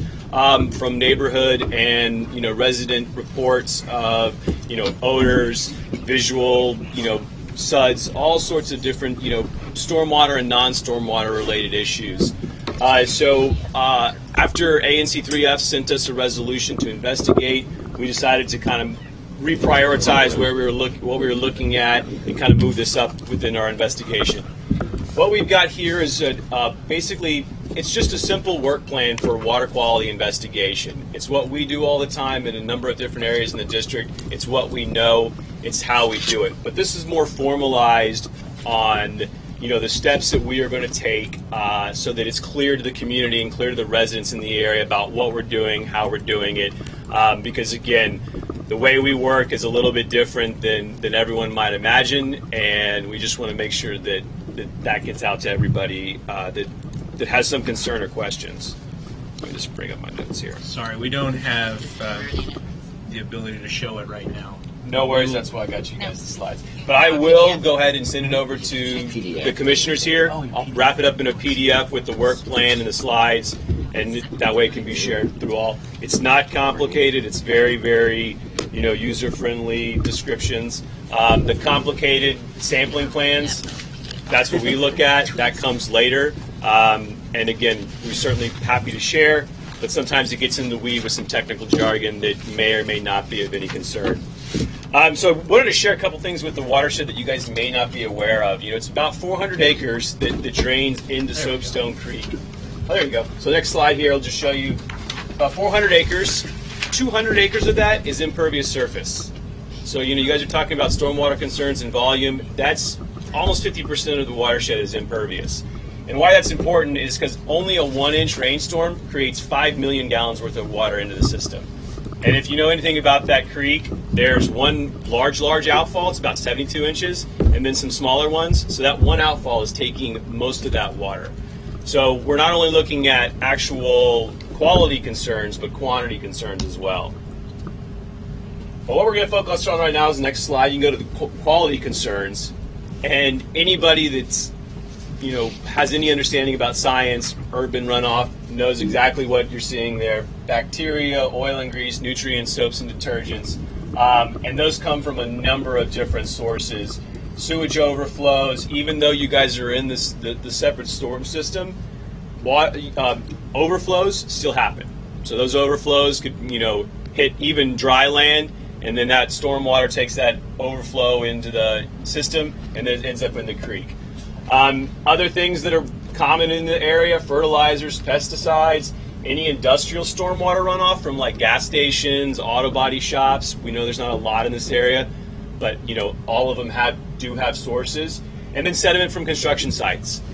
Sediment's really, really ugly looking. It can clog up systems, but you forget that the sediment that goes takes everything with it, all the urban pollutants, all your really, really toxic stuff. It's just going to attach onto those solids and flow right there. So basically that sediment almost provides the ship to get faster to those watersheds. That's why we concentrate a lot on construction runoff. And then we got the other piece there. Those are the dry weather pieces. Those are illicit discharges or illegal disposals, essentially. And that's from sewage cross connections over the years. You can get sanitary line connections that bleed into the groundwater that ultimately find the stormwater lines, as well as direct illicit connections from old buildings, old residential apartment complexes, and then also even some people's homes that just may want to do a quick repair and not sure where to connect, and they connect to the wrong location. So you can go to the next slide there too. So what are our objectives for this work plan? Again, very, very simple. We're going to identify the sources of pollution and eliminate them. That's as clear as day. Our other two pieces there are going to help to restore and improve the stream, as well as then monitor and educate. And they're in no particular order because it's basically ongoing all the time. The first 2 or 3 times we may not identify everything, but like I said, it's 400 acres. It's going to take us a little bit of time. And then we're not going to be able to eliminate it right away. We may get a facility or we may get an apartment complex that's just stubborn and doesn't want to do it, and we have the complete litigant power to go get them and get them to do it, and then go after them for any damages that they may have caused. So while we will work to the best solution as quick as possible, that's not always the case. And then we work with partners, and you mentioned Steve Sorry earlier in the program. Steve works with us to help go through these restorations of streams. Right now we're putting a lot of effort in Northeast to look at Hickey Run, which is in the National Arboretum. So if anyone happens to be out there at any time, you can go look at the condition of that stream and how important it is to start restoring that. But first, we got to identify all those sources. It's the same thing we're going to do here in Soapstone. So you can go to the next one. This is just kind of a basic outline of some of the tasks we're going to be doing. These are day-to-day things for us. We look at this in every watershed, from the small disposal or illicit discharge to these larger projects that we kind of take a watershed focus of. And these are things like, background and historic data. We're going to look at land use from as early as we can get our hands on. Then we'll develop what we call the conceptual site model. And that's basically all the different sources, put those together, kind of create a path for all the sources to take the pollutants into the stream. And that gives us kind of an idea of what we're looking at. It's very, very important when we're looking for these types of cleanups and investigations to have a big picture look. Because if you get too close into the weeds, you're going to be focused in tunnel vision on one building, and you think they're the guy, and then turns out they're not. You spend all the time and resources on one location, and it's really kind of spinning your wheels. We're going to be using a lot of GIS and GPS technology. I mean, it's nothing new. Everybody can do it probably on their phones nowadays, but it's a big, easy tool for us to use. So we'll be putting together a large sewer shed map with all those sources, kind of tie in that big picture conceptual site model into the detailed real world, and that you'll be able to look. And again, kind of just going through these steps, we're hoping to share each of these things, and we can come back to meetings, we can post them on your website just to give you an update about where we are. Dry weather and wet weather outfall monitoring. Now this is something that has become really, really tedious. It means you got to go out to this outfall every time. Wet weather, dry, it takes up a lot of time and resources. So we've actually moved on to, it's not new technology, but it's a different technique. We're mounting wildlife surveillance cameras at the outfalls so that we're able to take 5 2-minute photographs. So we're able to see the frequency and what comes out, and that the times that someone's not on the trail to report that, or we're not able to be out there during that time period. Because what happens is all that stuff comes out when we're not there. And we rely on a lot of these reports that come from people that visit the trail. But again, they may not know what they're looking for. They may not want to stay out there as long as it need to observe and make the documentation. So we're going to be doing some of that. And then we're going to go to some more conventional monitoring for pollutants. That just means popping manholes, searching around, the watershed, looking for sources. That's kind of the boots on the ground legwork that we've been doing, and it's kind of been the staple of these types of investigations. And then sampling. You can't do a water quality investigation without collecting some samples. So we'll be doing a lot of sampling, not just at the outfall and in the stream, but in the storm sewer as well. And then deployment of CCTV. We've got robots that we use with DC water, and they put those things in the sewer, drive them up. We're going to look for illicit connections, cracks in the lines, anything that would indicate a problem, an issue that needs to be readdressed.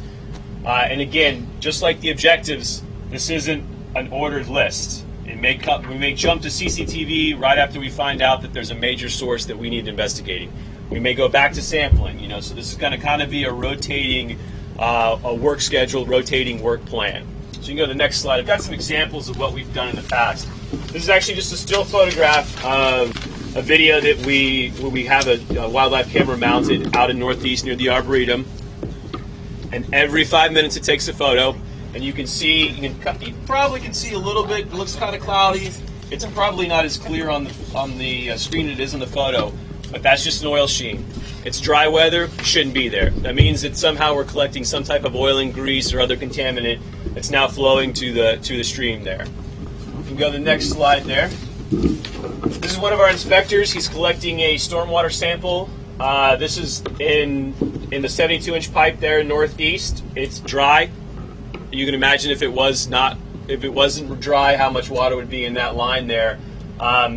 And I don't anticipate us actually doing any confined space entry in soapstone. The lines are large at the outfall, but their diameter decreases quite a bit up the sewer shed, so it'll likely be, within the manholes. So if you see us out there, wave, come ask questions. Our inspectors are certainly love sharing what they're doing. You can go to the next slide here. And this is an example of a CCTV investigation that we've also done. This actually identified an illicit connection. That pipe that's coming down there shouldn't be there. Turned out it was a sanitary connection, been there since the 90s. We had suspected it in the area, so we sent the camera up there, identified it. The next day we had crews out on site, shut down their bathroom, shut down their sinks and everything. Day after that, they had plumbers out there repairing the line. So you can imagine that these types of connections that cause major business interruptions and things like that don't usually last long. But again, that's not always the case because sometimes these can get very, very expensive to fix. With that, I think I'll take questions. Again, this is just kind of the big picture overview. We can get it if you've got detailed questions you want to provide some more detailed information. I am happy to be at your disposal. You can email me at joshua.rodriguez@dc.gov. It's joshua.rodriguez@dc.gov. I'm there a lot to answer you pretty quickly.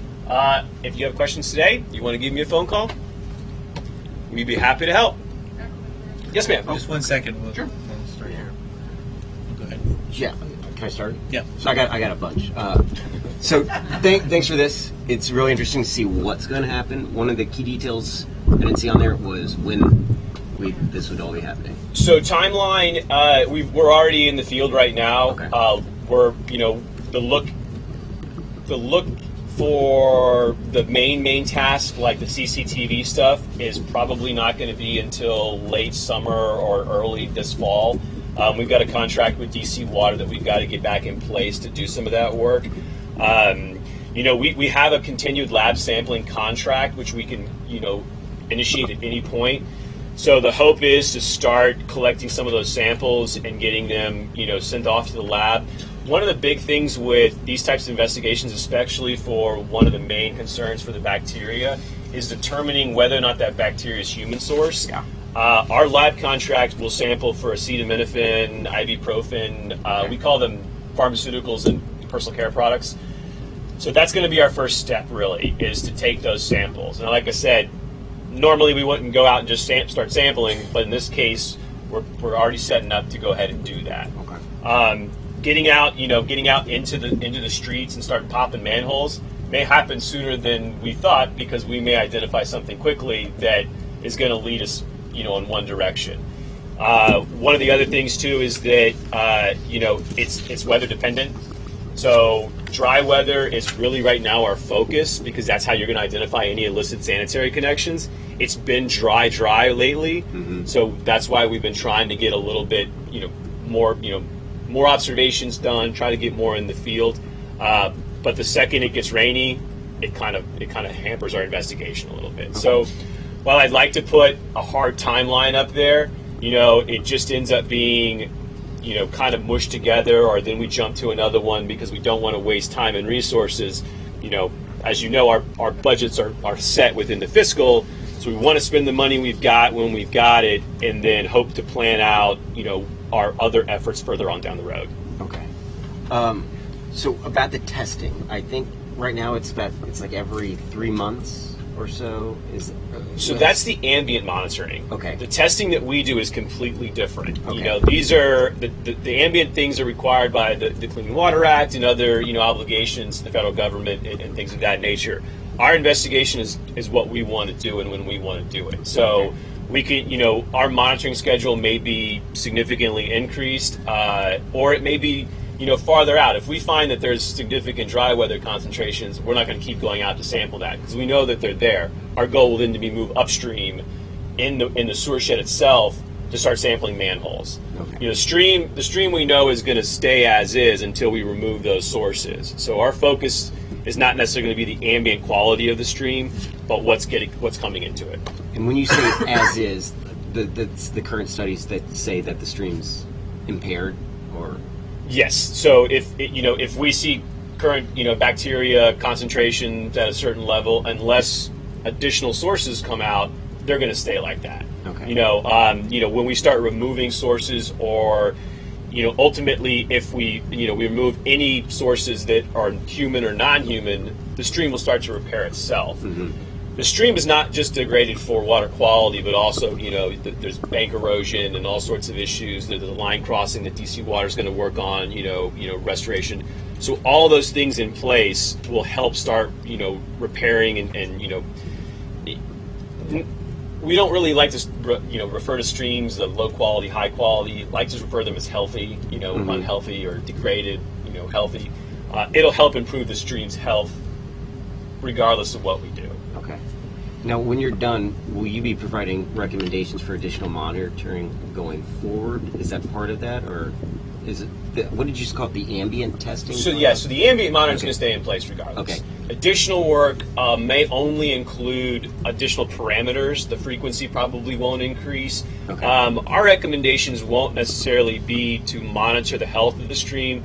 That's already in place. Mm-hmm. Our recommendations are going to be for enforcement upstream, recommendations to DCRA for plumbing permits, DC Water for plumbing permits. If we find in a watershed that the reason that there's too many sanitary connections connected to the stormwater systems because DCRA doesn't look at their permits close enough, Mm-hmm. then that's going to be the recommendation. It doesn't have anything to do with monitoring. It was an administrative task that was causing all these problems. Okay. So while we may make recommendations, they won't necessarily be specifically directed towards the stream. Mm-hmm. It could be anything from enforcement to increase in penalties to all sorts of different things. Yeah. Okay. So we've been asking for a single point of contact for this project. Is that you? That's me. That's you. Okay. Yep. Great. And my final thing is, in addition, so this is in response to a very recent resolution. Mm-hmm. We passed another one about a year ago related Mm-hmm. to specifically E. coli in terms of the impairment in soapstone. That also covered Melvin Hazen. Are there any plans to do a similar investigation in Melvin Hazen? Melvin Hazen, we're not really looking at the stream itself. Okay. We're looking at the upstream watershed. So I can't speak exactly to Melvin Hazen. It doesn't take much to go bloop and add another section of the watershed. Melvin Hazen's not that big. Okay. So this specific one isn't targeting Melvin Hazen, Mm-hmm. but the same techniques that we would use here would just get laid right down on top of Melvin Hazen's watershed. Okay. Now, again, our first step may be to look at what's coming in, because again, anytime you have a degraded stream, you're going to have increased levels of bacteria. You have pools that just sit there and they grow and they grow and they grow. Any water not in contact with a disinfectant is going to grow bacteria. Any urban stream like this is going to grow E. coli because there's all the wildlife. Now, that's obviously in this case doesn't seem to be the only source. Melvin Hazen, we don't know, so that's why we'll work to look at soapstone first, and then we can probably approach Melvin Hazen in the same way. Timing wise, again, we may take the first step about sampling, see what's coming in there, see what priority we look at. But this does not include that watershed. Okay. Would it be helpful to have a resolution from the ANC asking to add Melvin Hazen? It wouldn't hurt, but it doesn't take a resolution from the ANC to make that move on our part. Yeah, I mean, we're tasked with doing this for every watershed in the district. We prioritize based on pollutants, concerns by the neighbors. This one actually, we were moving in parallel with DC water restoration and the realignment or relining. I feel like it's always back and forth on what they're going to do, but so it's nothing that was required by order or anything like that. I mean, we can snap our fingers and make that happen. It's just a matter of the size of the soapstone watershed and the effort it's going to take to look at this versus the size of Melvin Hazen. Yeah, but again, I don't think it should be very much more. I mean, is there an economy of scale which we could point out in our resolution, say, hey, you guys are already in the neighborhood with it? Yeah, I mean, it's going to flow into Rock Creek, and Rock Creek is less degraded than some of the Anacostia watersheds. So sometimes people think, oh, well, you guys don't look at the Anacostia enough. You only care about the Potomac and Rock Creek. Well, the truth is, in my business, we focus on the most degraded and sometimes ignore the ones that still need restoration focus. So, however we frame it is going to support looking at it, but the size being in the neighborhood, it doesn't really matter. I mean, you could say, hey, go look at Watts Branch 2, even though we're ANC 3F, we think you should look at, it's not, yeah. Okay. Thank you. Any other commissioner comments? Just building on a little bit of the Melvin Hazen discussion. You mentioned that perhaps upstream you're looking at, I don't know if it's sewage overflow or just stormwater runoff. Can you briefly describe what is currently happening with Melvin Hazen? So we're really not sure because we haven't taken a detailed look at the watershed and the actual quality of the water. Obviously, it appears bacteria is a concern. But like I said, there's a lot of sources of bacteria and there's a lot of sources of E. coli. So our first step is to see what the potential for this to be a human source. Now, DC Water, we work very, very closely with, but their responsibility is only their own system. So they'll look up their sanitary systems till it gets to the end of the public line, and then that's it. If there's no problems, then they don't wash their hands because they work cooperatively with us, but they don't have any further hopefully they wash their hands. But they work cooperatively with us. But then our job is to make sure that anything in that sanitary line is not getting to the stormwater system. And then, yep, I'm going to unplug somebody. And then ultimately, anything that's coming from the private side is not illicitly connected to the stormwater system. So those are, a lot of intricate pieces that could be going on in Melvin Hazen. We just don't know. So the first step is to determine if there is a major source of a human, major human source, and we can do that by sampling, like I said before, caffeine, acetaminophen, a lot of other products that typically don't show up in urban wildlife. But we just haven't taken a look in Melvin Hazen yet. Yeah. Okay. And I know you talked a lot more with regard to soapstone about sort of the water quality as opposed to the water flow and just sort of being new to this.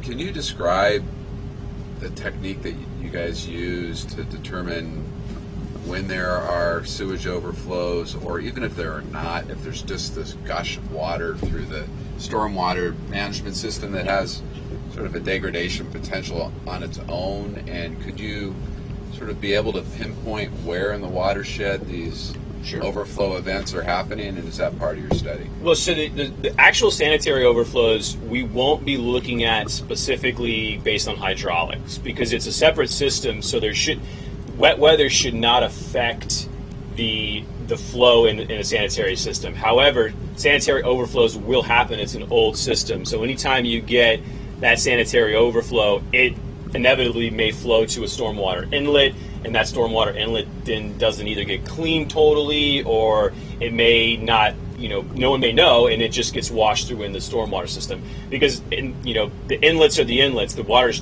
designed to drain the street. So if the street overflows or someone's home overflows, that's where those overflows are going to come from. We have no way to know when those happen. Our only mechanism is reports, and then DC Water shares with us, which they're required to do under both their consent decree and their federal NIPDES permit. So the mechanism for once they're discovered for us knowing is there, but we don't always know. So that's the sanitary part.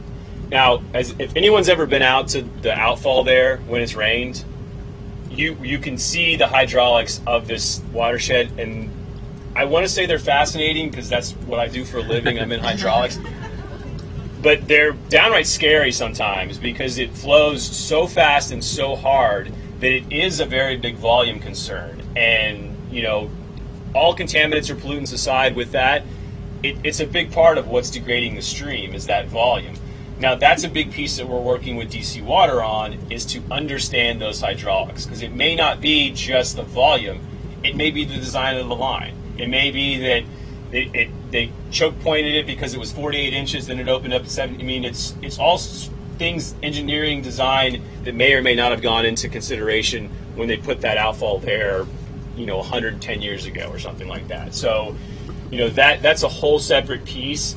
Our hope is that once we identify, what was causing, the degraded water quality, that then we step up and start looking at the actual hydraulics. But again, we can change the hydraulics of the pipe as much as we can with DC water, but the volume of stormwater is going to stay the same unless you look at upstream, lid, retrofits and things like that. I can't speak to that because it's not my program, but that's why we work with Steve Sari and his group to help coordinate and be in cooperation so that we're not putting our efforts to improve water quality while the volume just stays the same. We don't want to spin our wheels and I only work probably 100 feet from Steve Sari, so there's no reason why we can't talk to each other and show where we're focusing on investigation and where they're focusing on restoration. Thank you. Okay. All right. Did you have a question that you answered it already? Oh, good. Okay. Go ahead. I'm on the ANC subcommittee for Soapstone, and I live right next to Soapstone. And it was in July of 2015 that we reported the coli outbreak. We've been waiting. We heard back about that. We've been waiting on this. Now, are you telling us that you're about to have started working on Soapstone? You're testing we are in them. We're coming to the neighborhood because it's very hard. Repeat the question. We're concerned and we want it done, but it's hard to get through, to get responses from you. Hang on one I love that you're here. I love it. I hope it's now when it started.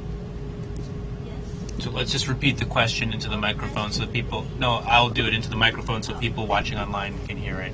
So the question was, it was July of the. Is he in place now to start, and if not, when? And then Is he in place now to start? feedback to our clerk. So to answer your question, we've always been in place, but at this point we've changed the priority to look at this watershed specifically. We think we were in the stream in 2015 where we collected some E. coli samples.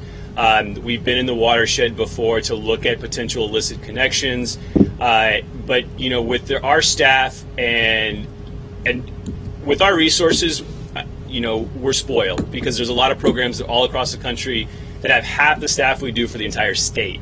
So but even with our staff and our significant resources, we have to look at the entire district as a whole for these same issues.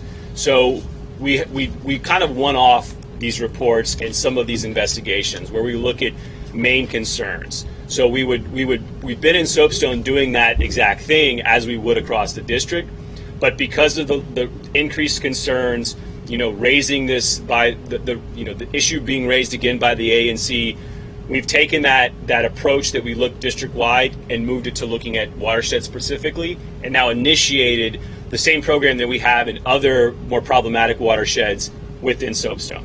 So while we've always been here and always been operating in Soapstone, this is a new approach and a new initiative within the watershed that is starting now, or that's already started. You're going to see us more upstream than in the stream because we're not really concerned about what's in that water now. There's no removing it. It's gonna have to be improved by removing the sources upstream. So everything that drains within that watershed has to be removed before that water quality can be improved.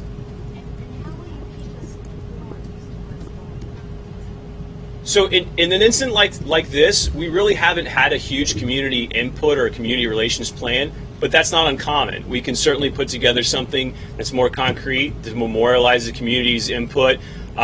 We can hold separate public meetings.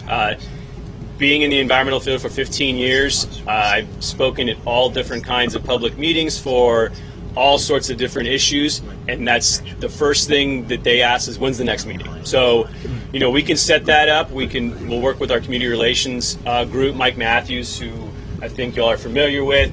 He'll help us out and put together a plan. It can be a virtual one. Sometimes that works best so that people aren't going to two meetings. Or we can come here twice a year or however often you'd like us to provide updates.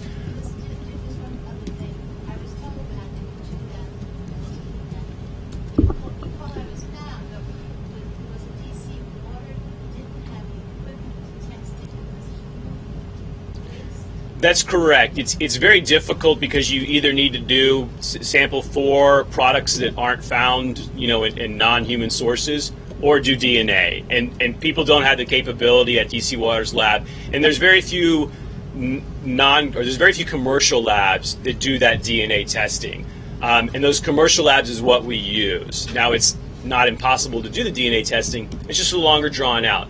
The techniques we use now are a little bit more advanced as far as the sampling is concerned, so we don't always sample for E. coli, hoping to prove that that's human, which is why we sample for some other constituents. But that's correct. DC Water didn't have the capability to determine whether it was human or not. So we're gonna need to wrap this up. So maybe you could take it offline with him. You've got his contact information. That'd be great. Sure. So you have a quick question? Yeah, Joshua, just a quick question.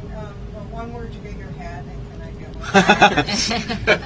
How closely do you work with commercial lab, UDC's water quality lab? We don't work with UDC's water quality lab. The reason that we don't is we use an EPA certified and an ELAP certified lab in Pennsylvania.